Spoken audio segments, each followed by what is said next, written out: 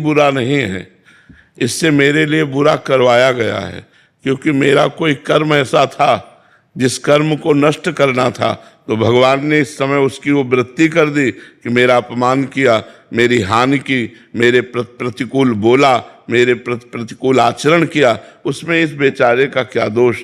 मेरा ही कर्म, निजकृत कर्म भोग सुन भ्राता, मेरा ही कर्म था जिस कर्म ने मुझे दुख दिया, तो उस पर गुस्सा न करे।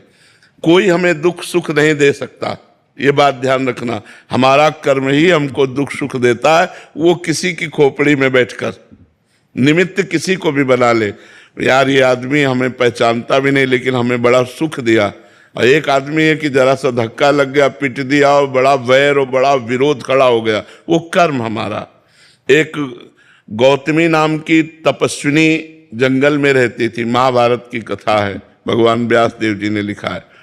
तो उनके एक पुत्र था, उस पुत्र को एक सांप ने काट लिया, और वो जो जंगली कोल भील होते हैं वो उनके पुत्र को लाकर कहा, देवी आपका पुत्र मर चुका है और इसको सांप ने काटा है। वो बहुत तपस्विनी थी और मंत्रवेत्ता थी।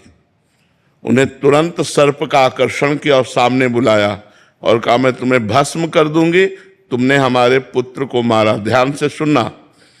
तो सर्प ने कहा, आप भस्म कर सकती हैं, लेकिन मैंने नहीं काटा, मेरे से कटवाया गया है। किसने कटवाया? बोले मृत्यु ने। तुम्हारे बालक के ऊपर जो मृत्यु का आक्रमण हुआ उसने मुझे निमित्त बनाकर कटवाया। तो उनकी बात समझ में आ गई, तपस्विनी थी, उन्होंने मृत्यु का आकर्षण किया। मृत्यु से कहा, मैं तुम्हें भस्म कर दूंगी, तुमने बालक को सर्प से कटवाया। तो उसने कहा, मैंने नहीं कटवाया, काल ने।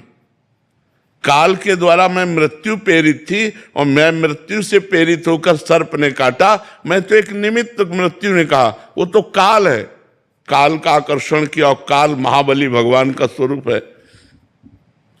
उन्होंने कहा, तुमने हमारे पुत्र को क्यों मृत्यु से प्रेरित करके, सर्प से प्रेरित करके कटवाया? तो काल ने कहा, हमने नहीं किया, तुम्हारे बालक के कर्म ने। कर्म से प्रेरित काल, काल से प्रेरित मृत्यु, मृत्यु से प्रेरित सर्प।